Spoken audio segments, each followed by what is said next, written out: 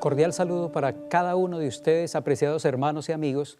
Es un placer y un privilegio poder dedicar este tiempo precioso para estudiar la palabra de Dios y seguir profundizando y conociendo sobre la historia de la disidencia en nuestra iglesia. Por eso les voy a pedir que inclinemos el rostro para orar y que Dios guíe nuestras mentes en el estudio de su palabra. Oremos.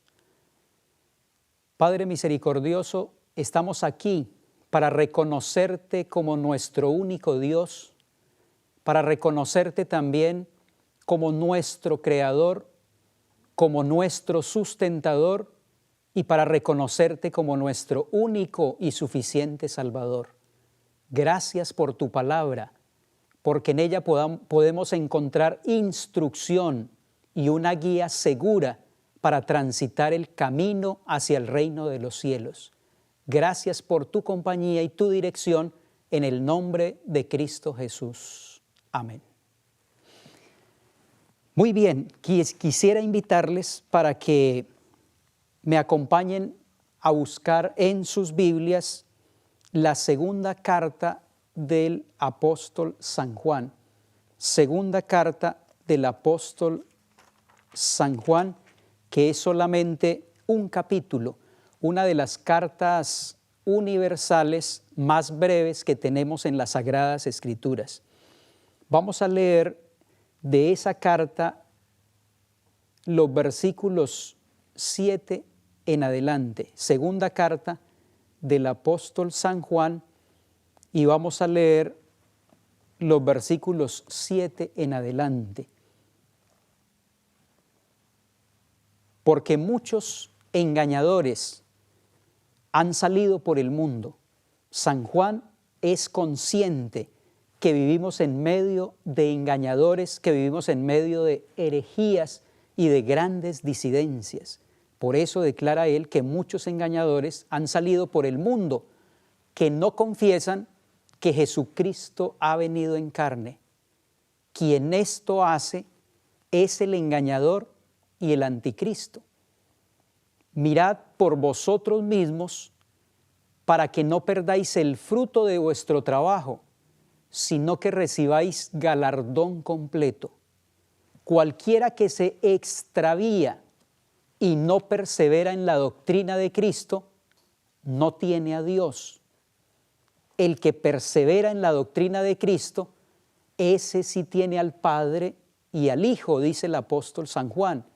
Si alguno viene a vosotros y no trae esta doctrina, no lo recibáis en casa, ni le digáis bienvenido, porque el que le dice bienvenido participa en sus malas obras.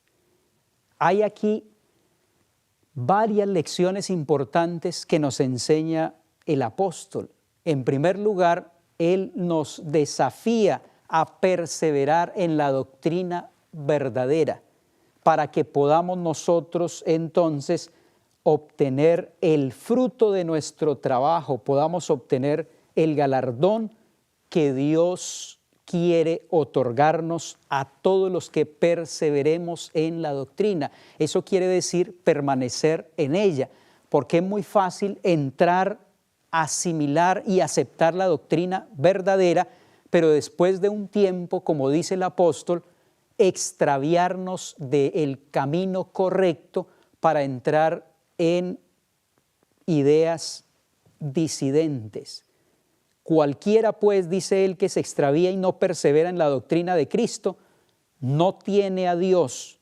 Pero el que persevera en la doctrina de Cristo, el que permanece en la verdad, ese tiene al Padre y al Hijo. Y después el apóstol San Juan da algunas recomendaciones de cómo tratar con el espíritu de la disidencia. Y esas recomendaciones pueden sonar un poco fuertes, pero a veces este espíritu de disidencia no se puede tratar suavemente, con pañitos de agua tibia, pero tiene que ser enfrentado como enfrentó alguna vez la sierva de Dios al doctor Kellogg lo enfrentó para poder eliminar de la iglesia ese tipo de disidencia. Por esa razón dice el apóstol San Juan: si alguno viene a vosotros y no trae esta doctrina, la doctrina de Dios, la doctrina de la verdad, no lo recibáis en casa ni le digáis bienvenido. Casi que el apóstol San Juan está diciendo que deberíamos rechazar abiertamente ese tipo de espíritu disidente. Y declara también: porque el que le dice bienvenido a la disidencia, quien le dice bienvenido al instrumento disidente de la iglesia, entonces está participando también de ese mismo espíritu, está participando también de sus obras. Así que, mis hermanos, muchos engañadores han salido por el mundo para introducir en la iglesia ese tremendo espíritu de error, ese espíritu de disidencia.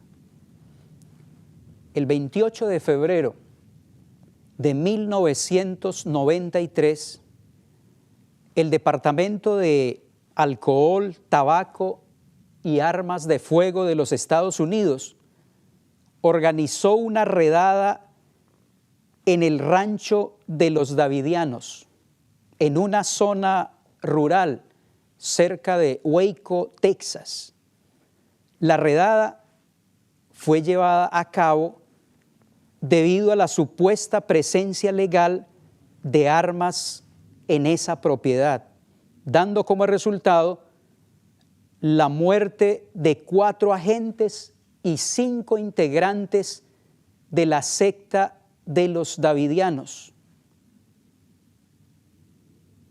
La prensa informó que los siguientes 51 días de cerco que hizo la policía en ese lugar, esos siguientes 51 días de cercos terminaron el 19 de abril, cuando el recinto de los Davidianos fue consumido completamente por las llamas, matando entre 72 y 86 hombres, mujeres y niños, incluyendo el líder de este grupo extremista llamado David Koresh. Un periódico de Texas había investigado informes según los cuales este líder, Koresh, había abusado de niños en el rancho y estaba en proceso de publicar una serie de alegatos. Cuando el grupo fue cercado en ese lugar, se dice entonces que este hombre, líder del grupo, era abiertamente partidario de la poligamia y, en su propio caso, algunos otros miembros electos del grupo también practicaban esta misma degradación. Apreciados hermanos y amigos, este es un ejemplo de fanatismo. Este es un ejemplo de cómo algunos hombres pueden, como dice el apóstol San Juan, desviarse del camino de la verdad para llegar a proponer ideas que solamente surgen en su mente, pero que no son ideas fundamentadas en la revelación de la palabra de Dios. De esta manera, el diablo toma como sus instrumentos a algunos hombres prominentes de la causa de Dios para llevarlos a un estado de desequilibrio. A algunos los toma y los lleva al extremo del frío del formalismo y a otros al fuego del fanatismo. Aquí podemos ver a un hombre totalmente fanático, a un movimiento davidiano que después se constituiría en ese famoso movimiento de la vara del pastor, con esa sede allá en Waco, Texas, donde se practicaban todo tipo de aberraciones y donde se promovía un espíritu disidente contra la iglesia de Dios. Por eso la sierva del Señor nos advirtió en Mensajes Selectos, el tomo 2, la página 71. Ella declaró que a lo largo de los años han surgido entre los adventistas del séptimo día varios movimientos erróneos o subversivos. Miren, hermanos, las expresiones, la terminología que ella utiliza para señalar a este tipo de movimientos. Los califica como erróneos o subversivos, basados en desfiguraciones de la Escritura o en supuestas iluminaciones divinas. Por lo general, estrechamente relacionado con la supuesta nueva luz, había un mensaje de condenación para la iglesia y también un mensaje de condenación para sus dirigentes, y con frecuencia se establecía una fecha para el cumplimiento de una profecía. La sierva de Dios está dando aquí algunas claves, algunas características de este tipo de movimientos disidentes. Dicen que eran movimientos subversivos que se basaban en desfiguraciones de la Escritura, en supuestas iluminaciones o visiones divinas, y por lo general tenían un tema de acusación contra la iglesia, contra sus dirigentes. Proponían tener una nueva luz y establecían finalmente una fecha para el cumplimiento de alguna de estas profecías. Son características del movimiento disidente. Dice ella que normalmente estos movimientos disidentes pretenden traer una nueva luz. Pero ¿cuál debería ser nuestra actitud como miembros de la Iglesia Adventista del Séptimo Día cuando se levanta un hermano en el seno de la iglesia o una hermana pretendiendo que Dios le ha dado un mensaje y que esa nueva luz debe ser aceptada por la iglesia? ¿Cuál debería ser nuestra actitud? Hemos sido instruidos también por la palabra de Dios al respecto. Cuando un hombre o una mujer se levantan con esa pretensión, con esa supuesta pretensión de una nueva luz, la actitud correcta de la iglesia, paso número 1, sería escuchar respetuosamente el mensaje que ese hombre o esa mujer trae para la iglesia. Porque nosotros creemos que la verdad de Dios es progresiva y que Dios se puede revelar para cualquiera de nosotros que estemos en comunión con Él. Si un hombre o una mujer trae nueva luz y esa luz viene de Dios, nosotros debemos aceptarla. La pregunta es, ¿cómo sabemos que esa luz nueva proviene de Dios?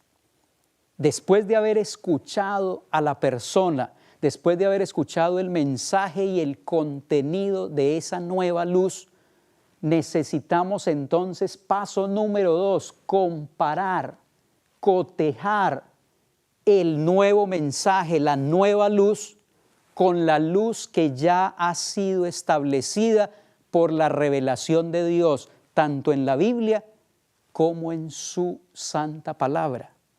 Necesitamos comparar para ver si hay armonía, porque en Dios no hay ningún espíritu de confusión.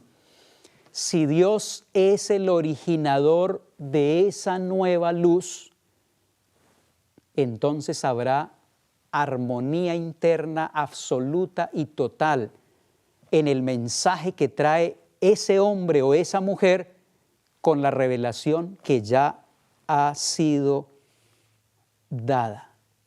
Es decir, habrá armonía entre la nueva luz y la luz que ha sido establecida por la revelación de Dios. El problema con el espíritu de la disidencia en el contexto de la nueva luz es que generalmente cuando escuchamos a ese hombre o a esa mujer que traen una nueva revelación de parte de Dios, nos encontramos que esa revelación contradice abiertamente lo que ya ha sido establecido por el Señor en la Biblia y en el espíritu de profecía. El concepto de nueva luz que maneja la Biblia, el concepto de nueva luz que maneja la revelación, es que esa nueva luz va a desarrollar o va a ser edificada sobre la luz, sobre los hitos que ya han sido establecidos. No los elimina, sino que la nueva luz tiene el propósito de ampliar la luz que ya ha sido establecida. Ejemplo, los primeros años de nuestra Iglesia Adventista del Séptimo Día fuimos creciendo en relación con nueva luz con respecto al mandamiento del sábado. Sabíamos, teníamos la luz, el fundamento del cuarto mandamiento. Acuérdate del día sábado para santificarlo. Esa es la luz que teníamos. Pero a medida que fue transcurriendo el tiempo, nuestros hermanos discutían si guardar el sábado de puesta a puesta de sol o guardarlo de 6 a 6 de la tarde, como en algunas latitudes que se pone el sol a esa hora. Pues Elena G. de White fue instruida por el Señor para corregir la posición de que el sábado debe guardarse de 6 de la tarde a 6 de la tarde. En algunas latitudes del mundo los hermanos habían asumido eso como una luz especial, pero Dios le mostró a Elena G. de White que esa posición debía ser corregida y con respecto al sábado se estableció que debería ser guardado de puesta a puesta del sol. Con respecto a la doctrina del santuario, igualmente recibimos nueva luz.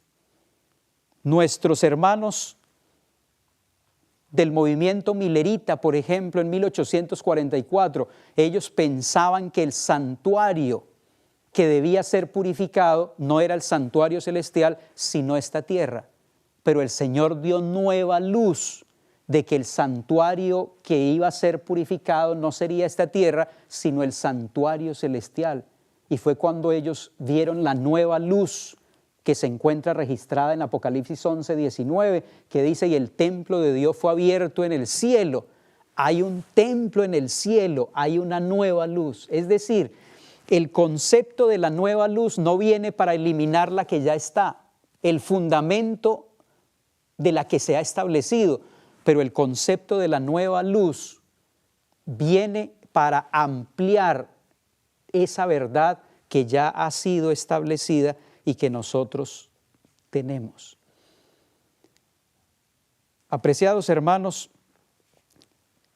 Víctor Hutef nació en Bulgaria el 2 de marzo de 1886. Uno de los hombres que conoció la Iglesia Adventista la aceptó, pero después fue tomado por un espíritu disidente y empezó a introducir falsas doctrinas y falsas teorías dentro de la iglesia. Este hombre de Bulgaria se bautizó en nuestra iglesia en el año 1919 en el estado de Illinois. Trabajó en nuestra iglesia desde el año 1925 hasta el año 1930 como uno de los líderes de la obra de la escuela sabática. Desde el año 1930 hasta el año 1934, él empezó a introducir sus falsas doctrinas, sus herejías y su espíritu disidente fuertemente en nuestra iglesia.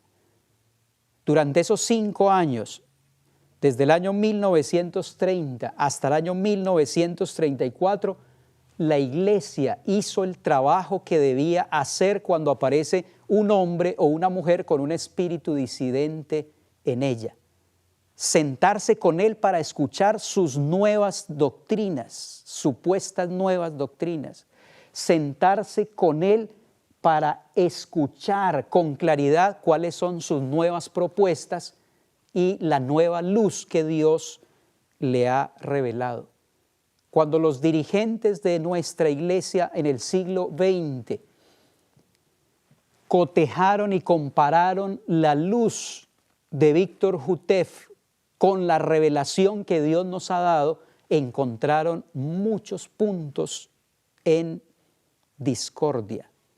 Por esa razón se tomó la determinación de retirar la feligresía de Víctor Jutef de la Iglesia Adventista del Séptimo Día. De inmediato este hombre tomó la firme determinación de crear una nueva congregación, de crear una nueva iglesia, y fue entonces cuando se trasladó con algunos de sus seguidores a Waco, Texas, donde construyó el centro del Monte Carmelo, desde donde él dirigiría entonces esa nueva organización.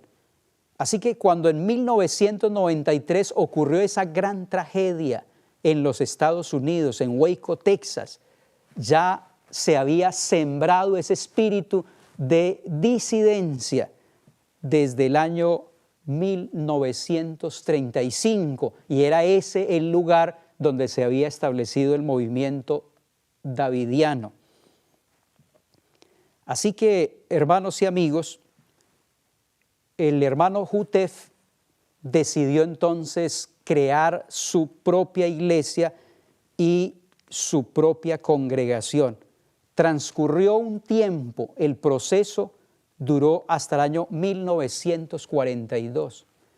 En el año 1942 fue reconocida esta nueva iglesia por el gobierno de los Estados Unidos, la vara del pastor, el movimiento davidiano. Este hombre rechazó entonces abiertamente la autoridad de la iglesia y se proclamó él como un profeta del nuevo movimiento de la vara del pastor. Cuando un hombre se toma esas prerrogativas, se hace independiente de la iglesia, la sierva de Dios aconseja en el libro Joyas de los Testimonios, el tomo 1, la página 391, dice ella: la palabra de Dios no da licencia a ningún hombre para oponer su juicio al de la iglesia. La palabra de Dios no nos da licencia para oponer nuestro juicio al de la iglesia, ni le permite insistir en sus opiniones contrarias a las de la misma. Si no hubiese disciplina ni gobierno en la iglesia, ésta se reduciría a fragmentos, no podría mantenerse unida como un cuerpo. Por esa razón, este hombre se independizó, actuó bajo el espíritu de la disidencia independiente sin tener en cuenta el cuerpo de Cristo. ¿Qué piensa la iglesia? Cristo, hermanos, da poder a la voz de la iglesia. Dijo el Señor: de cierto os digo que todo lo que ligareis en la tierra será ligado en el cielo, y todo lo que desatareis en la tierra será desatado en el cielo. El Señor no sanciona la actuación de un hombre que inicie algo por su propia responsabilidad individual y abogue por las opiniones que elija sin tener en cuenta el juicio de la iglesia. Dios ha concedido a su iglesia el más alto poder debajo del cielo. Es la voz de Dios en su pueblo unido como iglesia lo que ha de ser respetado. Así que Dios no trabaja independientemente a través de un hombre por aquí y un hombre por allá, pero por esa razón el Señor ha establecido su iglesia sobre esta tierra. Él declaró sobre esta iglesia, sobre esta roca, edificaré mi iglesia. El señor Víctor Jutef presentó después algunas pretensiones que cuando nosotros las comparamos con la Biblia nos quedamos realmente sorprendidos. Por ejemplo, el 31 de agosto de 1931, él hizo circular una carta que declaraba que Dios le había investido de autoridad divina y que sus escritos eran infalibles. Esta fue una de las grandes pretensiones de Víctor Jutef. Dios me ha investido como profeta del tiempo del fin y además mis escritos son infalibles. Cuando nosotros estudiamos las Sagradas Escrituras, podemos entender fácilmente que el único infalible es Dios. El único que puede pretender infalibilidad es nuestro Dios. Ni siquiera la sierva de Dios pretendió ser infalible. Dice ella en Mensajes Selectos, el tomo 1, la página 42. Acerca de la infalibilidad, nunca pretendí tenerla. Solo Dios es infalible.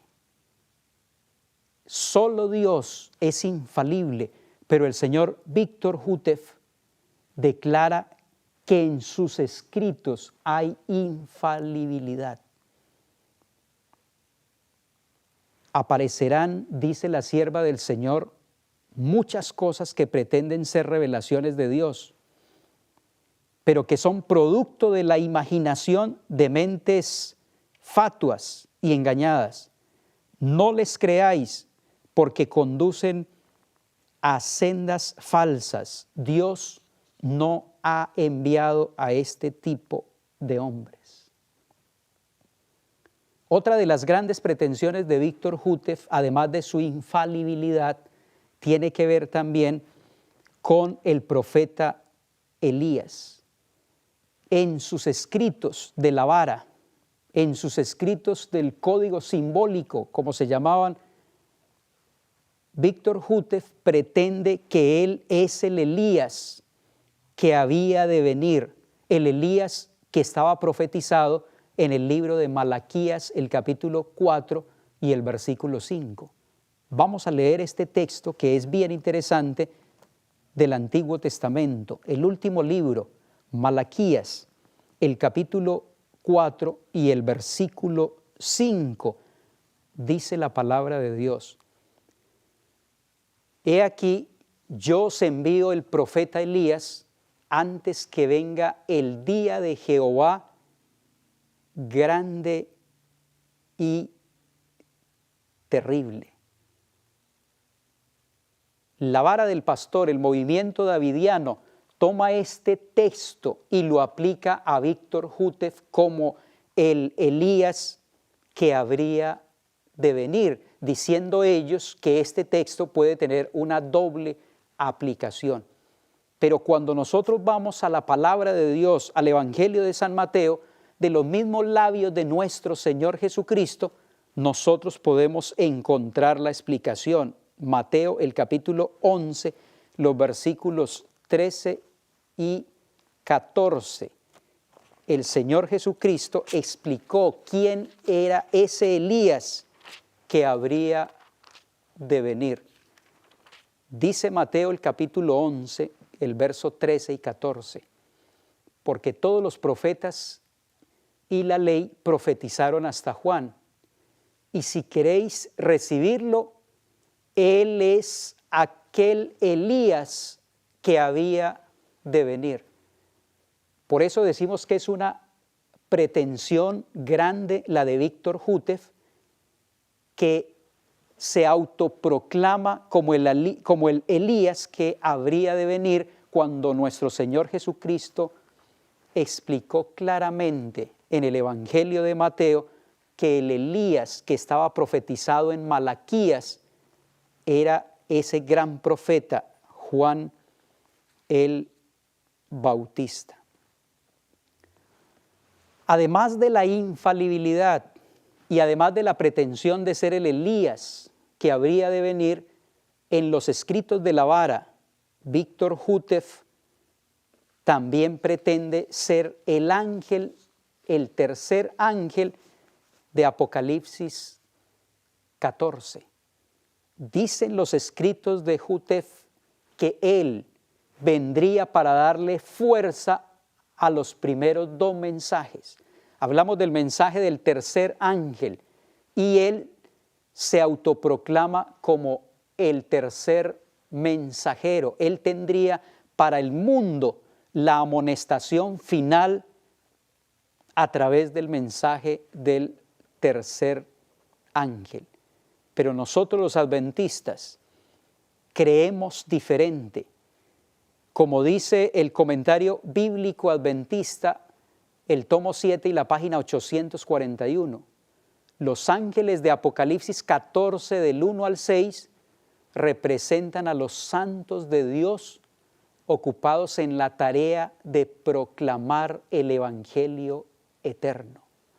No se refiere a un solo individuo, no se refiere a un solo hombre, pero Dios trabaja a través de su iglesia, una congregación, un grupo que Él utiliza para predicar el Evangelio al mundo entero. Refiriéndose a esta situación, la sierva del Señor, en una carta que escribió en el año 1900, ella declara que estos ángeles, a diferencia de lo que proclama Hútef, representan a todo aquel que recibe la verdad, a todo el que predica el Evangelio con poder al mundo. Es ese movimiento que Dios tiene en el tiempo final para predicar su mensaje. Satanás le escribió Elena G. de White a un hombre que tenía las mismas pretensiones de Hútef.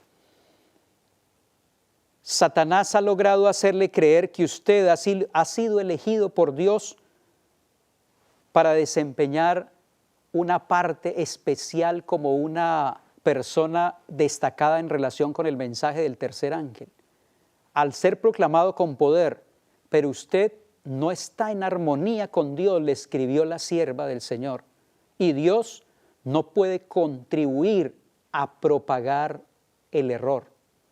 Usted piensa que es superior a la luz que Dios ha hecho brillar sobre la iglesia. ¿Quién lo ha colocado a usted en el sitial de juez para condenar a otros? No ha sido Dios, sino usted mismo. Dice el libro Mensajes Selectos, el tomo 2, la página 95.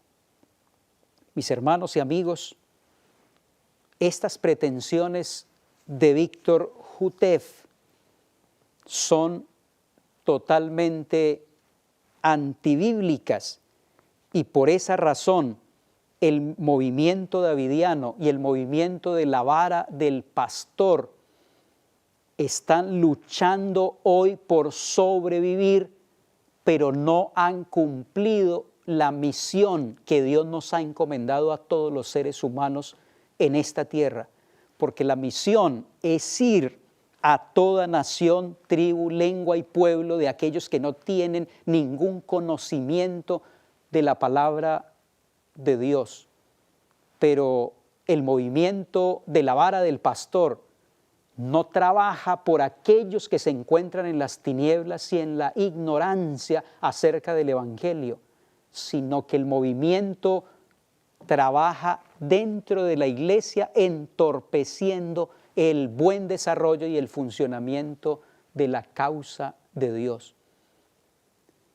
Una recomendación para los hermanos de la vara del pastor, una recomendación de parte del Señor para los hermanos del movimiento davidiano es que utilicen todos sus talentos, toda su energía, toda su inteligencia y toda su capacidad, no para estorbar el desarrollo y el funcionamiento de la Iglesia Adventista del Séptimo Día, pero para ir a aquellos que viven en las tinieblas del pecado, sin esperanza y sin Dios, para mostrarles el camino de la salvación que conduce al reino de los cielos. La sierva del Señor nos amonesta diciendo que nadie intente derribar los fundamentos de nuestra fe. Esos fundamentos fueron colocados en el principio de nuestra obra para el estudio de la palabra acompañada de oración y por las revelaciones. Los hombres pueden suponer que han encontrado un camino nuevo, como hizo el señor Jutef, y que pueden colocar un fundamento más sólido que el que se colocó, pero es un grave engaño. Ningún hombre puede colocar otro fundamento que el que ya existe.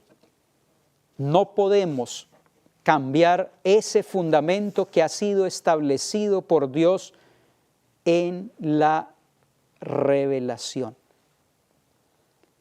Otro aspecto importante en el movimiento davidiano y la vara del pastor, además de las pretensiones de su líder, es que este movimiento hizo algunas profecías que no se cumplieron. Y esa es una de las características, dice Elena G. de White, de los movimientos disidentes. Son movimientos que empiezan a colocar fechas para el cumplimiento de algunas profecías y de esa manera, cuando las profecías no se cumplen, arrojan oprobio sobre la palabra y la obra de Dios. Por ejemplo, la vara del pastor profetizó en 1955 que 3 años y medio después el señor Víctor Jutef resucitaría para ser establecido como líder en el reino terrenal. Murió el señor Víctor Jutef en el año 1955 y la vara del pastor profetizó que 3 años y medio después él resucitaría para dirigir el reino de Dios desde Israel. Esta profecía, por supuesto, hermanos y amigos, que no se cumplió, aunque muchos de sus seguidores partieron hacia Texas esperando la resurrección de Jutef, pero abandonaron sus esperanzas cuando en el año 1958 y esperaron hasta el año 1959, Jutef no resucitó. Establecer fechas después del año de 1844 es una prohibición bíblica. La palabra de Dios en el libro de Apocalipsis, el capítulo 10, dice, hablando de los tiempos proféticos, que el tiempo no será más. Después del año 1844 no tenemos períodos proféticos exactos. Por esa razón no podemos presentar fechas para profecías porque estamos yendo contra la verdad.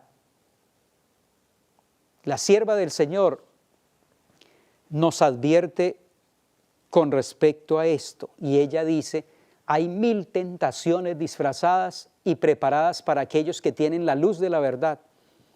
Y la única seguridad para cualquiera de nosotros consiste en no recibir ninguna doctrina, ninguna nueva interpretación de las Escrituras que no esté en armonía con la palabra de Dios.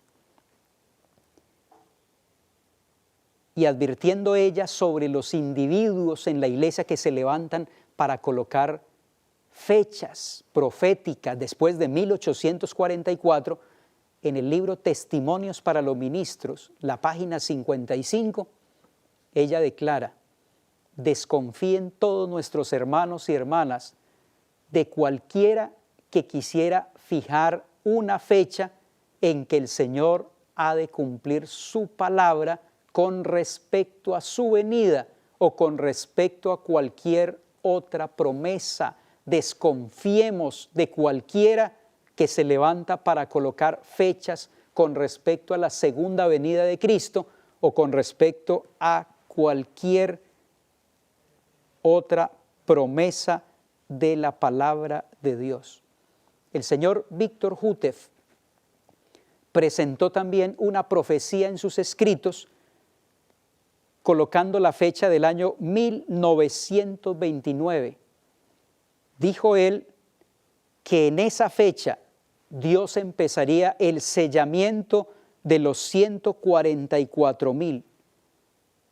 Estaba él desoyendo la palabra de Dios que advertía que después de 1844 no podemos tomarnos la licencia para colocar fechas específicas con respecto a alguna promesa o alguna profecía de la palabra de Dios. Dios, hermanos y amigos, tiene una iglesia que es su pueblo escogido. Esa iglesia que guarda los mandamientos. Él no está conduciendo ramas extraviadas, uno aquí y otro allá, sino que Dios está dirigiendo a un pueblo, a una iglesia. Como dice la palabra de Dios, en la multitud de consejeros hay sabiduría. El Señor conduce a su iglesia, le revela el camino de la verdad, pero generalmente no trabaja independientemente a través de un solo hombre.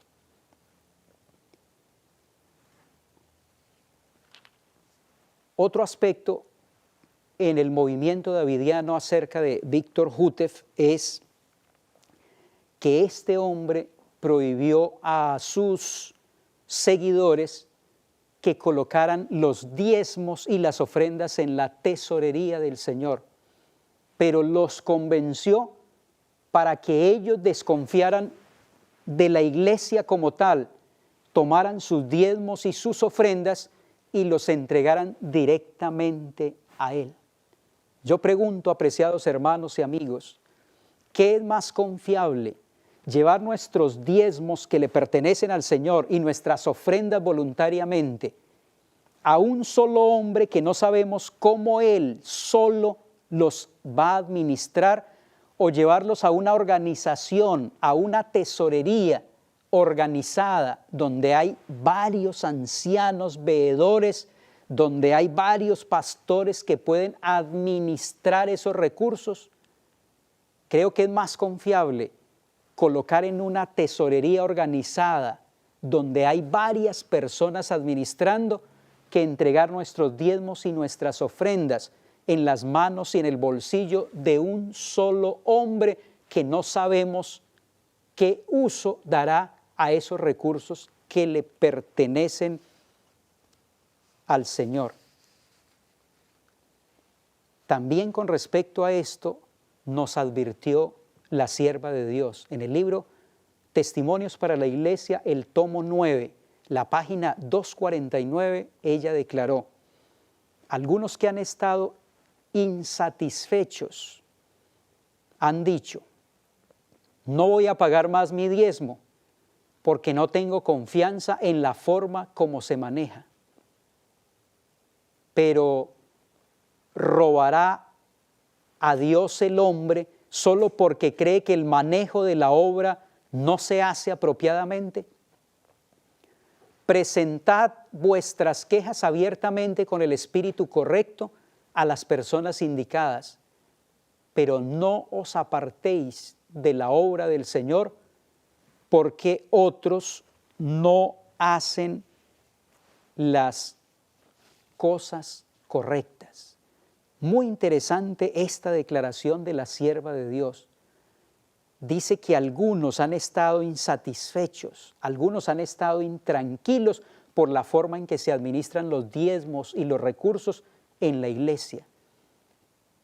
Y algunos hermanos han tomado la determinación de no llevar más los diezmos y las ofrendas a la tesorería del Señor, pero han decidido desviarlos y emplearlos a su propio gusto. La sierva del Señor dice, no hagáis tal cosa. ¿Cuál debería ser la actitud correcta de un adventista del séptimo día que tiene dudas con respecto a los manejos de las finanzas y los recursos en la iglesia? Pues la sierva del Señor nos acaba de orientar y nos dice que si tenemos alguna duda, que si tenemos alguna inseguridad con respecto a esos manejos, pues vayamos a las personas indicadas y expongamos nuestro caso de la manera correcta. Exponer nuestras inquietudes, nosotros lo podemos hacer, pero además de eso, hermanos y amigos, recordemos que nuestro pacto no es con los administradores de la iglesia, pero nuestro pacto al devolver los diezmos y las ofrendas es un pacto directamente con Dios.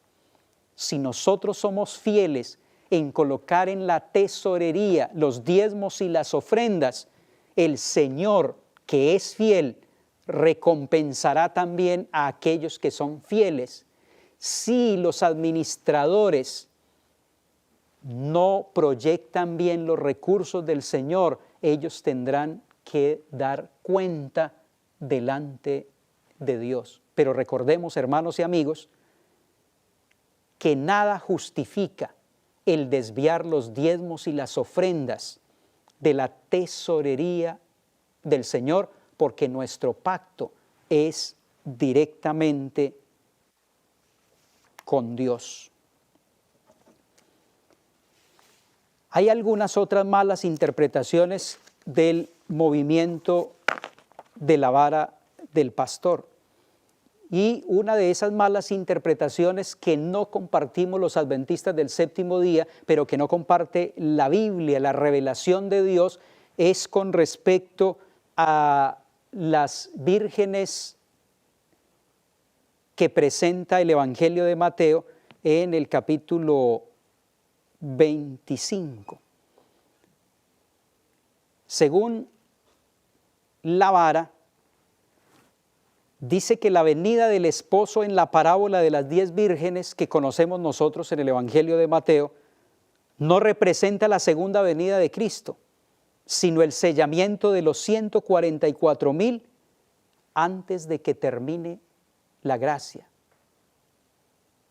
La venida del esposo que esperaban las vírgenes, tanto insensatas como sensatas, esa venida del esposo, dicen ellos, no representa la segunda venida de Cristo, sino el sellamiento de los 144,000 antes de que termine la gracia.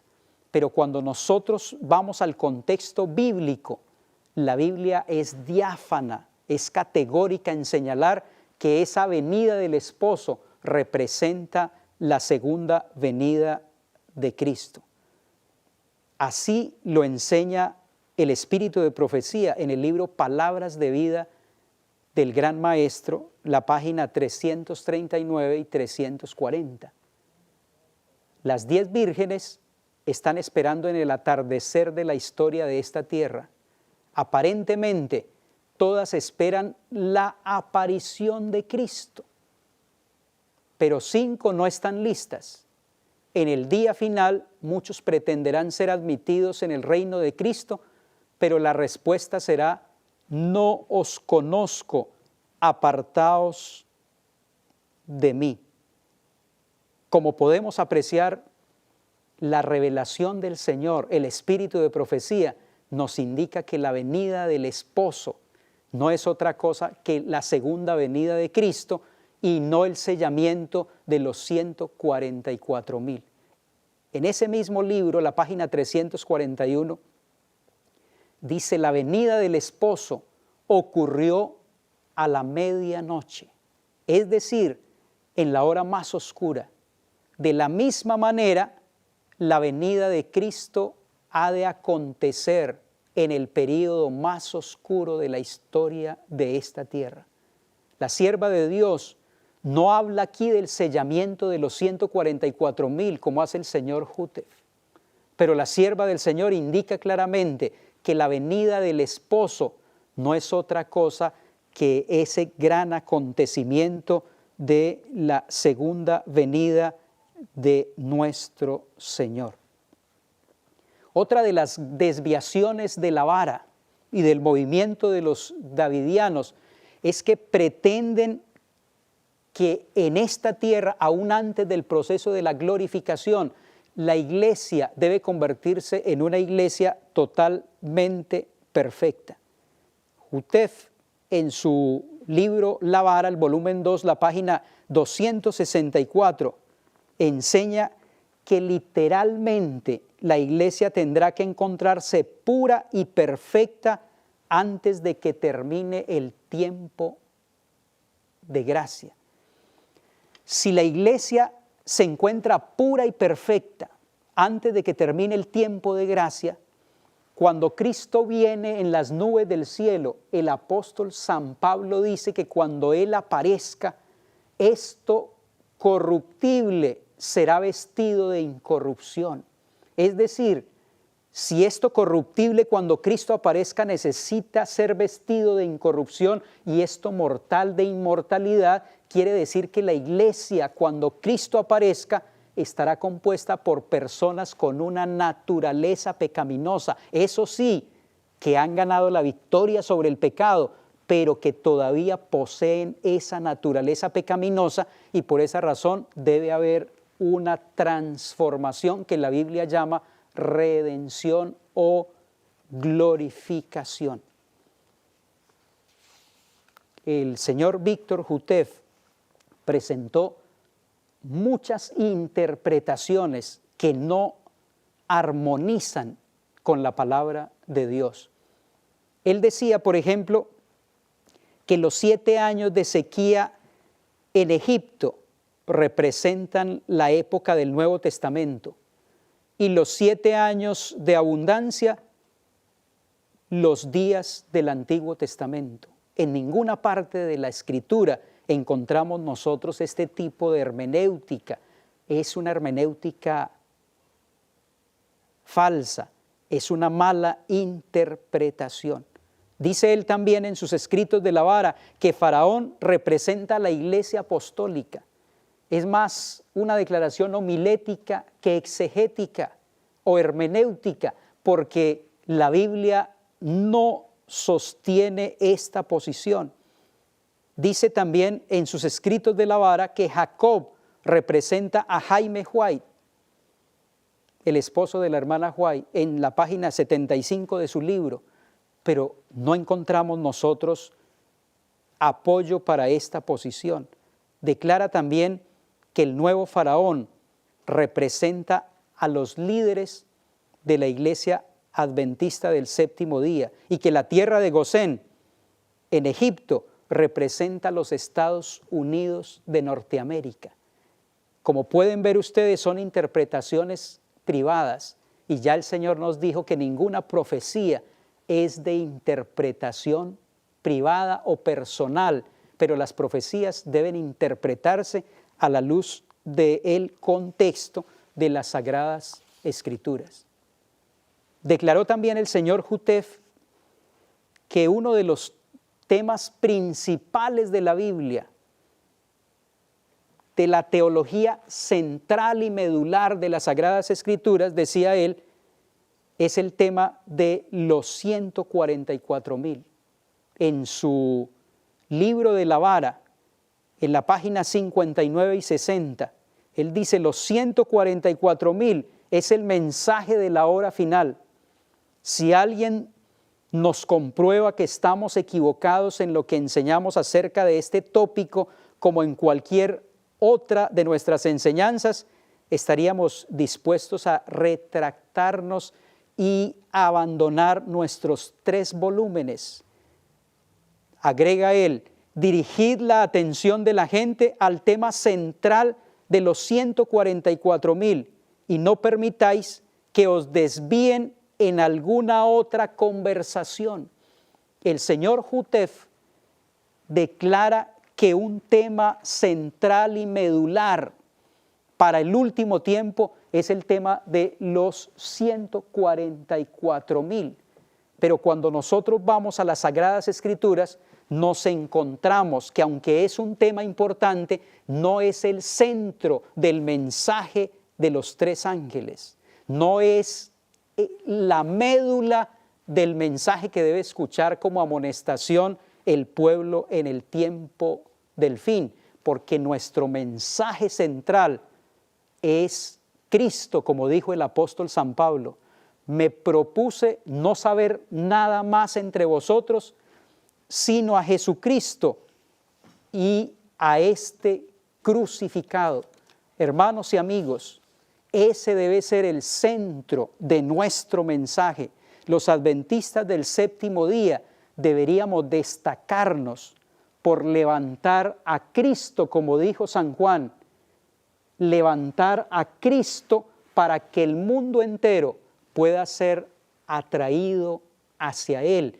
Ese es el mensaje del tercer ángel. Cristo crucificado, Cristo resucitado, Cristo ascendido, ministrando en el santuario celestial en nuestro favor, Cristo regresando por segunda vez a esta tierra para poner punto final a la muerte, al pecado, al dolor, a la injusticia. Cristo restaurando todas las cosas y Cristo dirigiendo, atendiendo y compartiendo con su pueblo por toda la eternidad. Que nuestra experiencia como miembros de esta iglesia sea la experiencia cristocéntrica del apóstol San Pablo y podamos entonces compartir con otros a Cristo Jesús, porque en ningún otro hay salvación, porque no hay otro nombre bajo el cielo dado a los hombres en que podamos ser salvos. Que Dios les bendiga.